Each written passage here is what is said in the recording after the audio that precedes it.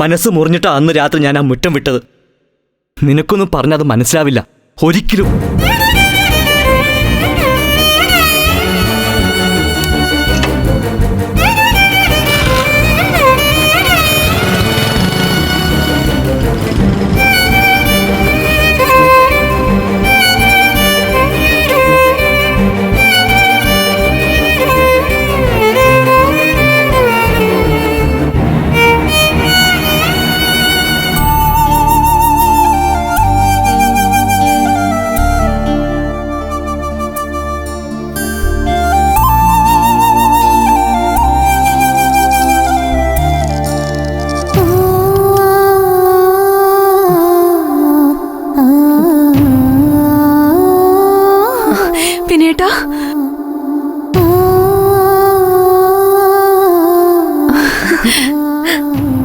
വിനേട്ടാ, ഇതാരാന്ന് നോക്കി. വിസ്മയ. 3-4 ദിവസം മാറി നിന്നപ്പോഴേക്കും ചേച്ചി എന്താ എന്നെ വിനേട്ടനെ പരിചയപ്പെടുത്ത? ഈ രോണി ചേച്ചിയൊക്കെ എപ്പ വന്നതാ അല്ലേ ഏട്ടാ? എന്നാലും ഏട്ടൻ ഞങ്ങളെയൊക്കെ ശരിക്കും പേടിപ്പിച്ചു കളഞ്ഞല്ലോ. അല്ലെങ്കിലും എല്ലാം ഏട്ടൻ തന്നെയാ വരുത്തി വെച്ച്. ഞാൻ അന്നേ പറഞ്ഞതല്ലേ വിമലേച്ചിയുടെ കല്യാണം കഴിഞ്ഞിട്ട് എല്ലാം ഞാൻ തുറന്നു പറയാന്ന്. അതൊന്നും കേൾക്കാതെ കല്യാണ തലേന്ന് രാത്രി എന്തൊക്കെയാ കാട്ടിക്കൂട്ടിയത്. അമ്മയുടെ കയ്യിൽ നിന്ന് ഒരു അടിയും കിട്ടി. പിന്നെ ബൈക്കും എടുത്തോണ്ടൊരു പോക്കായിരുന്നു. നേരെ ചെന്നേതോ പാലത്തിന്റെ മുകളിൽ ചെന്ന് ചാടിക്കൊടുത്തു. അതിന്റെയൊക്കെ വല്ല ആവശ്യം ഉണ്ടായിരുന്നോ? ഏട്ടന്റെ വെട്ടൊന്ന് തുണ്ടൻ രണ്ടെന്നുള്ള സ്വഭാവം എല്ലാത്തിനും കാരണം. രോണിയേച്ചി, ഇത്രയൊക്കെ കേട്ടിട്ടും ഏട്ടൻ എന്താ ഒന്നും മിണ്ടാതെ കിടക്കുന്ന? മുഖത്തൊന്നും യാതൊരു വികാരവും ഇല്ലല്ലോ. ഓ, ഞാൻ കാണാൻ വരാൻ താമസിച്ചതിന്റെ പരിഭവമായിരിക്കും. സോറി ഏട്ടാ, ഞാൻ 2-3 ദിവസം ഇവിടെ ഇല്ലായിരുന്നു. അതുകൊണ്ടാ എനിക്ക് ഏട്ടന്റെ അടുത്ത് നിൽക്കാൻ പറ്റാതിരുന്നെ. മുഖവും വീർപ്പിച്ച് പരിഭവിച്ചൊന്നും മിണ്ടാതിരുന്ന എനിക്ക് സങ്കടാവും കേട്ടോ. അല്ലെങ്കിൽ തന്നെ ഉള്ളിലൊരു നെരുപ്പോടും കൊണ്ട് ഞാൻ ഈ ഓടി നടക്കുന്നെ. പിണക്കം മാറ്റിയിട്ട് എന്നോട് എന്തെങ്കിലും ഒന്ന് പറ പ്ലീസ്. സോറി സോറി സോറി, ക്ഷമിച്ചൊന്നും പറയേട്ടാ പ്ലീസ്. മതി രോണിയേച്ചെ നോക്കിയത്. ഇത്രയും നേരം രോണിയേച്ചെ തന്നല്ലേ കണ്ടോണ്ടിരുന്നെ. ഇനി എന്നോട് ക്ഷമിച്ചൊന്ന് പറ. ദേ, കളിക്കല്ലേ ഏട്ടാ. ദേഷ്യം തീർന്നില്ലെങ്കിലേ എന്റെ ഈ കാത് പിടിച്ച് വേദനിപ്പിച്ചോ.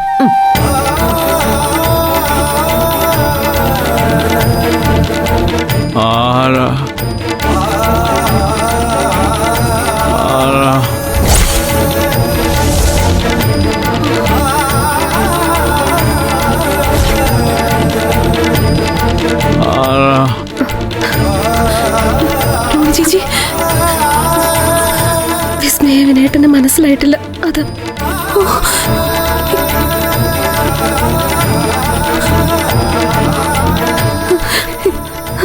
രോണിയേച്ചി, ഏട്ടൻ എന്താ എന്നെ സങ്കടപ്പെടുത്താൻ അഭിനയിക്കുകയാണോ ഇത്?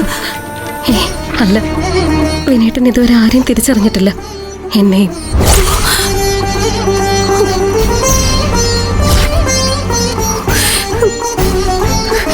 സ്വന്തം അനിയത്തി ഒരു അന്യെ പോലെ നോക്കുന്നത് എനിക്ക് കണ്ടു നിൽക്കാൻ പറ്റുന്നില്ല.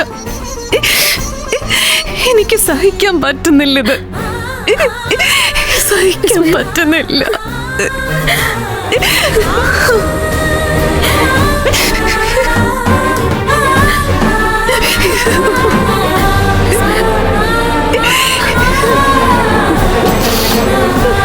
അമിതമായി സങ്കടപ്പെടാനോ മാനസിക സമ്മർദ്ദങ്ങൾ ഉണ്ടാവാനോ പാടില്ല.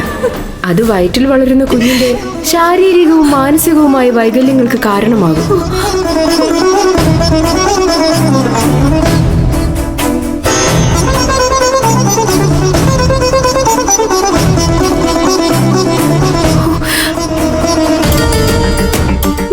വിനേട്ടന് ആരെയും ഐഡന്റിഫൈ ചെയ്യാൻ പറ്റുന്നില്ല ഡോക്ടർ. യെസ്, ആക്സിഡന്റിന്റെ ഷോക്കിൽ നിന്ന് വിനയചന്ദ്രൻ റിലീഫ് ആയിട്ടില്ല. ഹെഡ് ഇഞ്ചുറി പറ്റിയ പല പേഷ്യൻസും നോർമൽ സ്റ്റേജിലെത്താൻ കുറച്ച് സമയമെടുക്കും. ഓർമ്മകൾ മിന്നായും പോലെ മാറി മറിഞ്ഞുകൊണ്ടേയിരിക്കും. പിന്നീട് സ്റ്റെബിലിറ്റി വരൂ.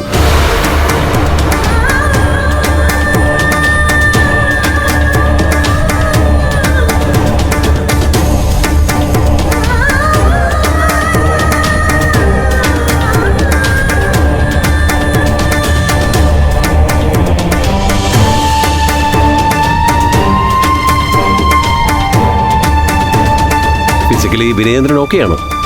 മെന്റൽ സ്റ്റെബിലിറ്റി വരുന്നവരെ പല തരത്തിലുള്ള സ്വഭാവങ്ങൾ കാണിച്ചെന്ന് വരാം. ചിലപ്പോ കൊച്ചുകുട്ടികളെ പോലെ പെരുമാറിയെന്നും വരും. പഴയ വിനയചന്ദ്രനെ തിരിച്ചു കിട്ടുന്നവരെ എപ്പോഴും ഒരു കെയർ ഉണ്ടാവണം ആൾക്ക്. വേറെന്തെങ്കിലും ട്രീറ്റ്മെന്റ്? ഒന്നുമില്ല വിസ്മയ, ഗ്രാജുവലി മാറി വരേണ്ടതാണ്. ചിലപ്പോ നമ്മുടെ ഭാഗ്യം കൊണ്ട് ഒരു മിറാക്കിൾ സംഭവിച്ചെന്നും വരാം.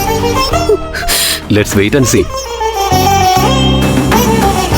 എന്താ വിനയചന്ദ്രൻ, എല്ലാം ഓക്കെ അല്ലേ? ഇനി ഇവിടെ കിടക്കേണ്ട ആവശ്യമില്ല. ഇന്ന് ഡിസ്ചാർജ് ചെയ്യാം, വീട്ടിലേക്ക് പോവാം. വിസ്മയം വന്നോളൂ, DC എഴുതി തരാം.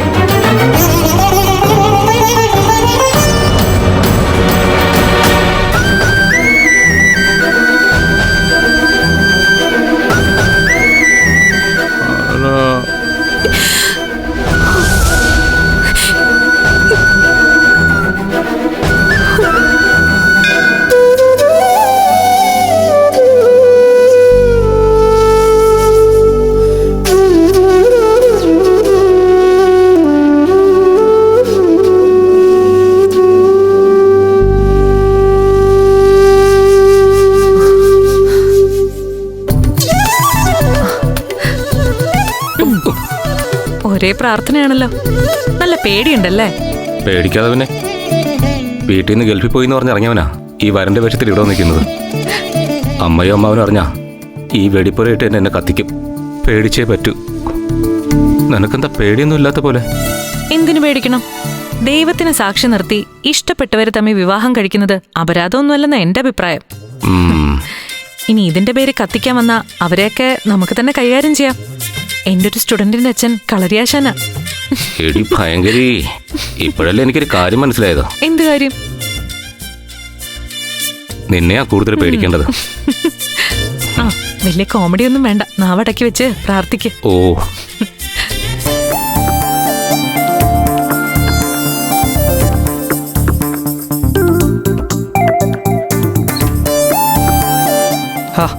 ഞാൻ നിന്നെ എത്ര പ്രാവശ്യം വിളിച്ചു എന്നറിയാവോ? നീ എന്താ ഫോൺ എടുക്കാത്തെ? ഞാൻ ബൈക്ക് ഓടിക്കല്ലായിരുന്നു.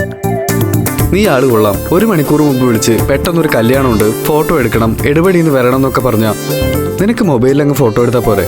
എന്നെ എന്തിനാ ബുദ്ധിമുട്ടിക്കുന്നേ? എടാ, ഇത് അങ്ങനെ ഒരു കേസാ. ഹരീന്ദ്രൻ എന്റെ ക്ലാസ്മേറ്റാ, 10-20 വർഷത്തെ കൂട്ട്. ഇന്നലെ പാതിരാത്രി കഴിഞ്ഞ ഒരു പെണ്ണിനെ രഹസ്യ കല്യാണം നടത്തണമെന്ന് പറഞ്ഞത്. അവനിന്ന് ഗൾഫിൽ പോകും മുമ്പ് രേഖ ഉണ്ടാക്കാനാ. ഞാൻ അമ്പല സെക്രട്ടറി ആയതുകൊണ്ട് ഒരുവിധം അറേഞ്ച് ചെയ്തു. പക്ഷെ ഫോട്ടോ കൂടി എടുത്താലേ രേഖ ഉണ്ടാക്കൽ പൂർത്തിയാവും. അതാ ഞാൻ നിന്നെ നിർബന്ധിച്ചത്. നീ എന്തായാലും ക്യാമറ എടുക്ക്, മുഹൂർത്തം ആറായി.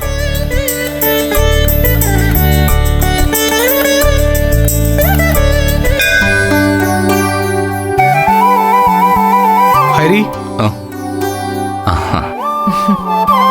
ഇത് വിപിൻ, നമ്മുടെ കൂടെ പഠിച്ച ശ്യാം സുന്ദർ അനിയന. നിങ്ങൾ കുറച്ച് ഫോട്ടോ എടുക്കും. അപ്പോഴേക്കും ഞാൻ പൂജിച്ച താലിയും ഹാരവും തിരുമേനിയായിട്ട് വരാം. ഓക്കെ? ശരി.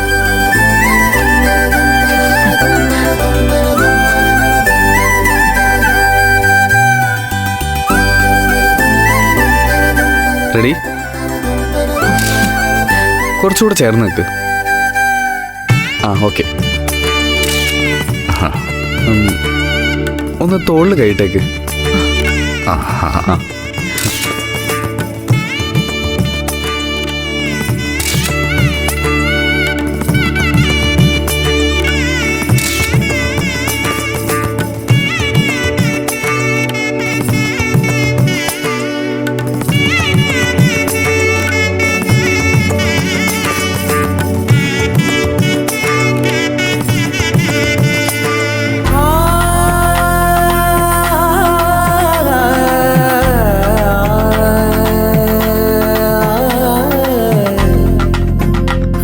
എന്താ ഇങ്ങനെ ചുരുക്കത്തിൽ കഴിക്കാൻ തീരുമാനിച്ചത്? അത് പിന്നേക്ക് വെക്കണ്ടെന്ന് രണ്ടാളും തീരുമാനിച്ചു അല്ലേ? എന്നോട് കള്ളം പറഞ്ഞാലും ദൈവത്തിനോട് അത് വില പോവില്ല. സുരേഷ് പറഞ്ഞു കാര്യങ്ങള്.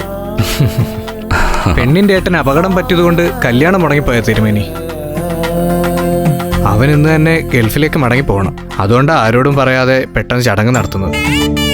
മനസ്സിലായി. മാംഗല്യത്തിന്റെ മാനദണ്ഡം മനപ്പരുത്തുക. എപ്പോഴും അതുണ്ടായാൽ മതി. എന്ത് ചെയ്യുന്നതിലുമുള്ള ആത്മാർത്ഥതയാണ് പ്രാർത്ഥന എന്ന് കേട്ടിട്ടില്ലേ? അതുപോലെ തന്നെ ഭഗവാന്റെ അനുഗ്രഹവും ഉണ്ടാവും. എന്നാ പിന്നെ താലി മേടിച്ചോളൂ.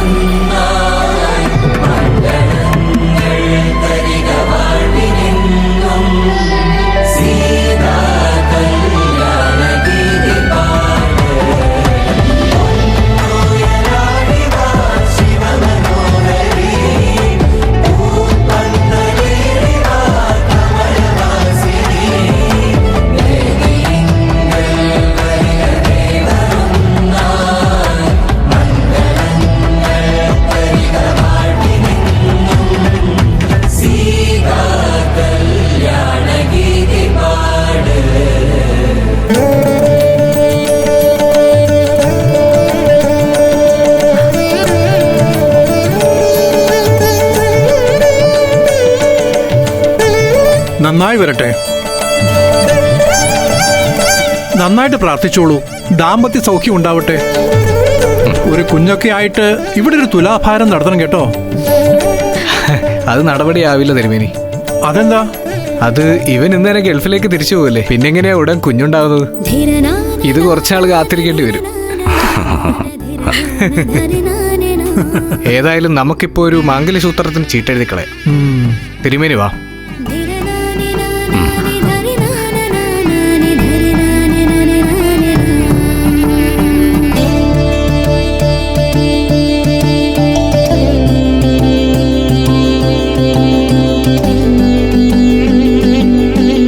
കുറച്ചുകൂടെ ചേർന്നക്ക് ഒന്ന് ചിരിക്കേ.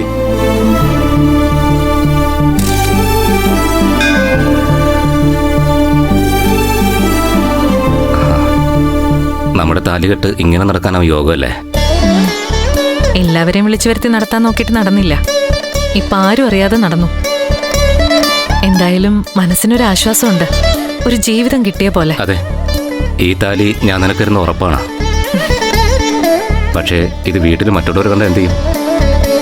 ഞാൻ ഇടാറുള്ള മാലയിലായതുകൊണ്ട് തൽക്കാലം ഞാനിത് മറച്ചു വെക്കും. അഥവാ ആരെങ്കിലും കണ്ടു കഴിഞ്ഞാൽ എന്റെ ഹരിയേട്ടന്റെയും കല്യാണം കഴിഞ്ഞു എന്ന് ഞാനിങ്ങ് വിളിച്ചു പറയും. അത്ര തന്നെ. ഓ, നിനക്ക് ഭയങ്കര ധൈര്യം തന്നെ. ധൈര്യത്തിന്റെ കാര്യത്തിൽ ഹരിയേട്ടന്റെ മുന്നിൽ ഞാൻ ഒന്നുമല്ല. ഗൾഫിൽ പോവാണെന്നും പറഞ്ഞ് വീട്ടിൽ നിന്ന് ഇറങ്ങിയിട്ട് എല്ലാവരുടെയും കണ്ണുവെട്ടിച്ചെന്നെ കല്യാണം കഴിച്ചില്ലേ? ഹരിയേട്ടൻ നാട്ടിൽ തന്നെ ഉണ്ടെന്ന് വീട്ടിലെങ്ങാനും അറിഞ്ഞാ എന്താവും പൂരെന്ന് ആലോചിച്ച് നോക്കിക്കേ. വീണ്ടും നീ അതെന്നെ ഓർമ്മിപ്പിക്കല്ലേ. ഇന്ന് രാത്രി എന്നെ ഫ്ലൈറ്റിന് ഞാനങ്ങ് പോവും. അതുവരെ ആർക്കും പിടികൊടുക്കരുത്. അതുകൊണ്ട് നിന്നോടൊന്ന് കറങ്ങാൻ പോലും പറ്റില്ല ഇപ്പോൾ. അതൊന്നും വേണ്ട, ഹരിയേട്ടൻ പൊക്കോ. നമുക്ക് വിളിക്കാലോ. കറക്കമൊക്കെ പതുക്കെ ആവാം. ആ, നമ്മുടെ മാംഗല്യസൂക്തം പൂജയാ. എല്ലാം നല്ലതാവാൻ പ്രാർത്ഥിച്ചോ. വാ.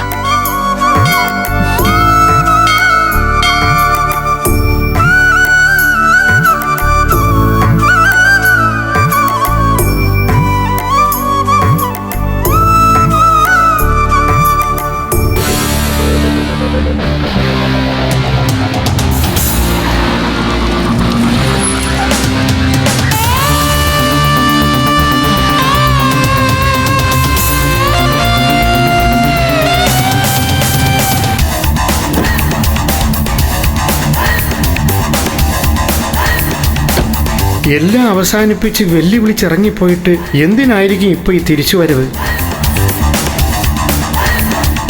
വെല്ലു വിളിച്ച് ഇവിടെ നിന്ന് ഇറങ്ങിപ്പോയവള് വീണ്ടും എന്തിനാണ് ഇങ്ങോട്ട് വന്നതെന്നല്ലേ ശങ്കുണ്ണിയേട്ടൻ ഇപ്പൊ ചിന്തിച്ചത്? ഞാൻ അങ്ങനെയൊന്നും. സാരമില്ല ശങ്കുണ്ണിയേട്ട, ഞാൻ അങ്ങനെ അങ്ങ് പോയാ ഇവിടുത്തെ റാണിമാര് സമർത്ഥകളും ഞാൻ വെറും വിഡ്ഢിയായി പോവില്ലേ? നമ്മളൊരു ചലഞ്ച് ചെയ്തു കഴിഞ്ഞാൽ ഇടയ്ക്കിടയ്ക്ക് വന്ന് ആരോടാണോ ആ ചലഞ്ച് ചെയ്തത് അവർക്ക് സ്ക്രൂ ചെയ്തു കൊടുക്കണം. എങ്കിലേ ചലഞ്ചിനൊരു ത്രില്ലുള്ളൂ. ഞാനിപ്പോ വന്നത് ഇവിടുത്തെ ഇന്ദ്രാണിമാരെ ഒന്ന് കാണാനാ. അയ്യോ, രണ്ടുപേരും ഇവിടെ ഇല്ലല്ലോ. ഇല്ലേ? എവിടെ പോയതാ? അത് എനിക്ക് എങ്ങനെ അറിയാനാ കുഞ്ഞെ? ഈ ഗേറ്റ് കിടന്ന അവരെവിടെ പോകുന്നു, എന്തിനു പോകുന്നു എന്ന് നമുക്കറിയേണ്ട ആവശ്യമില്ലല്ലോ. നമ്മൾ മാത്രം ജീവിക്കുന്ന മറ്റൊരു വീട്ടിലായിരിക്കും നമ്മൾ നമ്മുടെ ലൈഫ് പ്ലാൻ ചെയ്യുന്നത്. അവിടെ വന്ന് വലിഞ്ഞു കയറി അഭിപ്രായം പറയാൻ ആരെ അനുവദിക്കില്ല. എന്റെ അച്ഛനെയും നിങ്ങളുടെ അമ്മമാരെയും. അതിന് തയ്യാറാണെങ്കിൽ നമുക്ക് ഈ നിമിഷം മുതൽ ഒരുമിച്ച് മുന്നോട്ട് പോവാം. പറ്റില്ലെങ്കിൽ ഈ നിമിഷം വേർപിരിയാം. എന്റെ ഈ വരവ് വെറുതെ ആയല്ലോ. അവരെ ഒന്ന് എന്റെ മുന്നിൽ കിട്ടണമായിരുന്നു എനിക്ക്. ഞാൻ മതിയോ പകരം?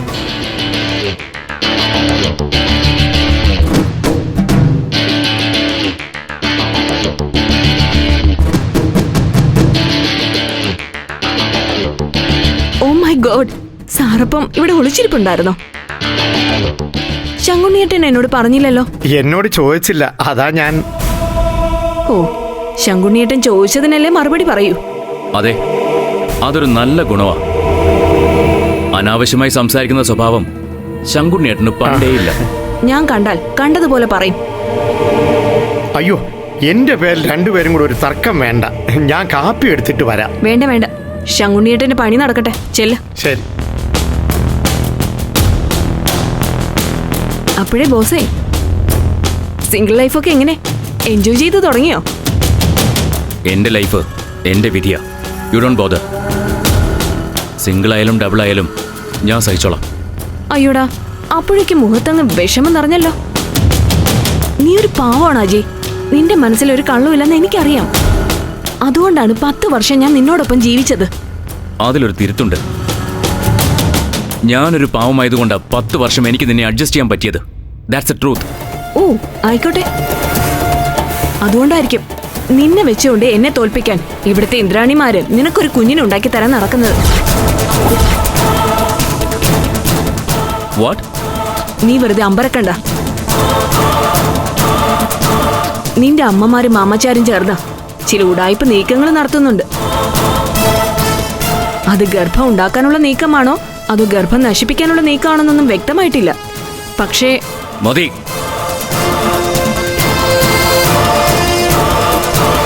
ഇങ്ങനെയൊക്കെ ഉണ്ടെങ്കിൽ തന്നെ നിനക്കെന്തിനാ ടെൻഷൻ? നീ എല്ലാം ഉപേക്ഷിച്ചിവിടുന്ന് പോയതല്ലേ? വീണ്ടും വന്ന് ഇവിടെയുള്ളവരെ കുറ്റം പറയാൻ നിനക്ക് എന്താ ഒരു അവകാശം? പുതിയ ഓരോ കഥകൾ കെട്ടിച്ചമച്ച് ഇവിടെയുള്ളവരുടെ സമാധാനം ഇല്ലാതാക്കാൻ വേണ്ടി ഇറങ്ങിയതാണോ നീ? Cool down, relax. സമ്മതിച്ചു, ഞാനിവിടെ ട്രസ് പാസ് ചെയ്ത് വന്നത് തന്നെയാ. പക്ഷെ നീ നിന്റെ അമ്മമാരോട് പറയണം, എന്നോട് യുദ്ധം ചെയ്യുമ്പോ അത് നേരിട്ട് വേണോന്ന്. നടുക്ക് ഏതോ ഒരു പെണ്ണിനെയോ അല്ലെങ്കിൽ നിന്നെയോ ഒരു പരിചയമായിട്ട് വെച്ച് കളിച്ചാ മുറിവേൽക്കുന്നത് നിങ്ങൾക്ക് മാത്രമായിരിക്കും. അത് അന്യായമാണ്, അത്രേ ഉള്ളൂ. പെണ്ണോ? What you mean? Exactly the same. ആടെന്തറിഞ്ഞോ അങ്ങാടി വാണിഭം എന്നൊരു പഴഞ്ചൊല്ലുണ്ട്. നീ അറിയാതെ നിന്നെ തന്നെ വിറ്റുകൊണ്ടിരിക്കുക മോനെ അവര്. നീ ഒന്നും അറിയാതെ അവരുടെ കളിക്ക് കരുവായിക്കൊണ്ടിരിക്കുക. ഇനിയെങ്കിലും അതെന്താണെന്ന് മനസ്സിലാക്കിയാൽ നിനക്ക് കൊള്ളാം. അത്ര തന്നെ.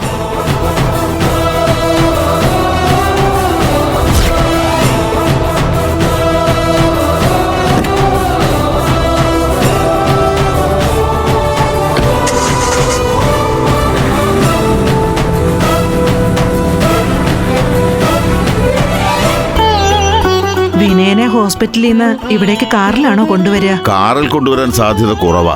ചിലപ്പോൾ ആംബുലൻസിൽ കൊണ്ടുവരേണ്ടി വരും. ഞാൻ ആ ചന്തുവിനെ മറ്റോ വിളിച്ചൊരു ഓട്ടോ പറഞ്ഞു വിടാൻ പറയാം. ഓ,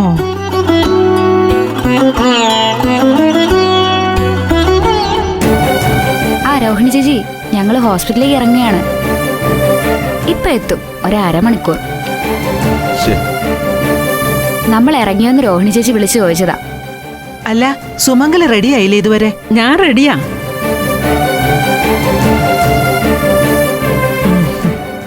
വിസ്മയ എവിടെയാണെന്നാ മനസ്സിലാവാത്തത്. കുഞ്ഞേച്ചി ഹോസ്പിറ്റലിൽ എത്തിയിട്ടുണ്ടെന്ന് രോഹിണി ചേച്ചി പറഞ്ഞു. വിസ്മയ എത്തിയിട്ടുണ്ട്. അപ്പോ വിമലയോ? അവൾ ഇതെവിടെ പോയതാ? കോവിലിൽ പോവെന്ന് പറഞ്ഞിരുന്നു. പക്ഷെ ഇത്രയും താമസിക്കുന്നതാ മനസ്സിലാവാത്തത്. വിമലേച്ചി ഹോസ്പിറ്റലിലേക്ക് വരുന്നില്ലെന്ന് എന്നോട് പറഞ്ഞിരുന്നു.